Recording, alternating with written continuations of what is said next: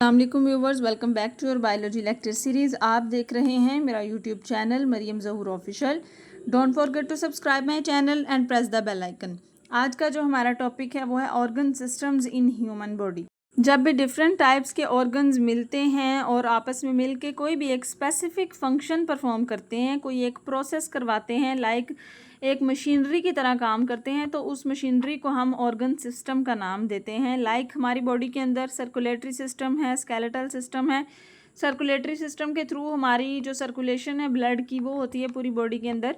Skeletal system जो है वो हमारे स्केलेटन को कहा जाता है, स्केलेटन से रिलेटेड है। तो यहाँ पर हमारे पास कुछ एग्जांपल्स हैं ऑर्गन सिस्टम की, ये मैं आपको बताऊंगी और लास्ट में मैं आपको बोर्ड के पॉइंट ऑफ व्यू से जो है थोड़ी से टिप्स दूंगी, तो आखिर तक वीडियो को लाजमी देखें। सबसे पहले आता है हमारे पास स्केलेटल सिस्टम। जो स्केलेटल का वर्ड है वो स्केलेटन से निकला है। स्केलेटन का मतलब होता है हमारा जो फ्रेमवर्क है, जो हमारा ढांचा है बॉडी का, उसको हम स्केलेटन बोलते हैं। अब वो जो स्केलेटन है वो किससे मिलके बना है, आपको भी पता है कि हमारे स्केलेटन के अंदर बोन्स होते हैं, कार्टिलेज होते हैं और टेंडन्स होते हैं। कार्टिलेज क्या होता है? कार्टिलेज कहते हैं सॉफ्ट बोन को। एक हार्ड बोन होती है, एक सॉफ्ट बोन होती है, जो मूवेबल होती है, जो फ्लेक्सिबल होती है, उसको कार्टिलेज बोलते हैं। और एक चीज़ होती है टेंडन्स। टेंडन्स बेटा टिश्यू है, बेसिकली ऐसा टिश्यू, ऐसा जो है टफ बैंड होता है टिश्यू का, जो बोन को मसल के साथ जोड़ता है। इसका फंक्शन क्या है स्केलेटल सिस्टम का? ये हमारी बॉडी को शेप प्रोवाइड करता है। अगर हमारी बॉडी के अंदर बोन्स ना होती तो हमारी बॉडी की कोई शेप ना होती। हमारी बॉडी को सपोर्ट प्रोवाइड करता है, प्रोटेक्शन हमारे ऑर्गन्स को प्रोवाइड करता है और फ्रेमवर्क प्रोवाइड करता है जिसके साथ मसल्स जो हैं वो अटैच हुए होते हैं। और फिर क्या करता है? अपने अंदर मिनरल्स को स्टोर करता है। मिनरल्स हमारी बोन्स के अंदर स्टोर होते हैं कैल्शियम और विटामिन डी की सूरत में, और ये ब्लड सेल्स को भी बनाते हैं। आपको पता है कि जो हमारे रेड ब्लड सेल्स हैं और वाइट ब्लड सेल्स हैं, ये भी हमारे बोन्स के अंदर से बनते हैं। दूसरे नंबर पे जो सिस्टम है वो है डाइजेस्टिव सिस्टम। डाइजेस्टिव सिस्टम निज़ाम को बोलते हैं, जिसके थ्रू हमारा खाना हज़म होता है। इसके अंदर हमारा माउथ, एसोफेगस, हमारा स्टमक, हमारी स्मॉल इंटेस्टाइन और हमारी लार्ज इंटेस्टाइन, ये सारे ऑर्गन्स शामिल हैं। माउथ कहते हैं मुंह को, एसोफेगस कहते हैं फूड पाइप को, जहाँ से खुराक जो है वो फूड मूव होकर स्टमक तक जाता है, एक पाइप होता है। और स्टमक मैदे को कहते हैं, स्मॉल इंटेस्टाइन छोटी आंत को और लार्ज इंटेस्टाइन बड़ी आंत को। अब इसका फंक्शन क्या है? एक तो ये अपने अंदर फूड को स्टोर करता है, स्टमक जो है अपने अंदर फूड को स्टोर करता है, उसके बाद फूड को आगे भेजता है इंटेस्टाइन के पास, वो फूड को डाइजेस्ट करती हैं और न्यूट्रिएंट्स को एब्जॉर्ब करती हैं। न्यूट्रिएंट्स एब्जॉर्ब होते हैं स्मॉल इंटेस्टाइन में से डायरेक्टली ब्लड के अंदर, ये मैं आपको पहले भी बता चुकी हूँ। उसके बाद आता है रेस्पिरेटरी सिस्टम। जो रेस्पिरेटरी सिस्टम है ये एक इम्पॉर्टेंट सिस्टम है, क्योंकि इसके थ्रू हम सांस लेते हैं। हमारा समझ लें कि ज़िंदा रहने का जो अमल है वो रेस्पिरेशन से ही होता है। इसके अंदर लंग्स आते हैं, ट्रैकिया आता है और ब्रोनकाई आती है। ट्रैकिया क्या होता है? हवा वाला पाइप होता है जिसके अंदर से हवा लंग्स के अंदर जाती है। और ब्रोनकाई, ये यहाँ पर जो ट्रैकिया है ये दो लंग्स के अंदर जब डिवाइड होता है तो ये ब्रोनकाई की सूरत में डिवाइड होता है। ये जो ट्यूब दो में डिवाइड हुई है इसको हम ब्रोनकाई बोलते हैं, और आगे इसकी छोटी छोटी ट्यूब्स होती हैं, उन ट्यूब्स को हम ब्रोनकाई बोलते हैं।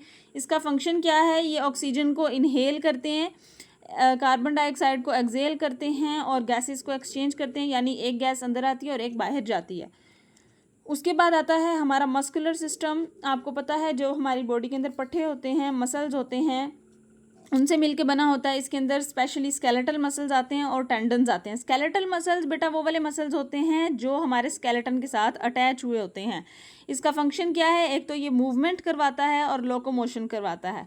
मूवमेंट और लोकोमोशन में फ़र्क यह है कि मूवमेंट किसी बॉडी के एक पार्ट की मूवमेंट है, जैसे हाथ की मूवमेंट, गर्दन की मूवमेंट या पाँव की मूवमेंट। लोकोमोशन का मतलब है पूरी बॉडी की एक जगह से दूसरी जगह तक मूवमेंट को लोकोमोशन बोलते हैं।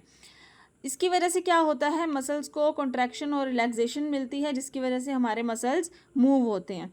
उसके बाद आता है हमारा नर्वस सिस्टम। नर्वस सिस्टम यानी हमारा असाबी निज़ाम। नर्वस सिस्टम जो है आपको पता है ब्रेन, स्पाइनल कॉर्ड और नर्व्स के ऊपर जो है ये कंसिस्ट कर रहा होता है। ब्रेन हमारा दिमाग, स्पाइनल कॉर्ड रीढ़ की हड्डी और नर्व्स जो होती हैं हमारी बॉडी के अंदर वायर्स का काम करती हैं, जो नर्व इम्पल्स को मैसेज की सूरत में ट्रांसफ़र करती हैं बॉडी के से लेकर ऑर्गन्स तक, ब्रेन से लेकर ऑर्गन्स तक और ऑर्गन से बॉडी तक, ब्रेन तक।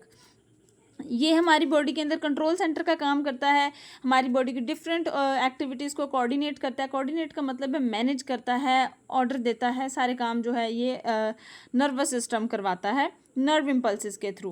अब ब्लड सर्कुलेटरी सिस्टम है, इसके बाद ब्लड सर्कुलेटरी सिस्टम यानी जो हमारी बॉडी के अंदर खून गर्दिश करता है, ये भी बड़ा इंपॉर्टेंट है। अगर खून गर्दिश करना बंद कर दे तो हम तो मर जाएंगे।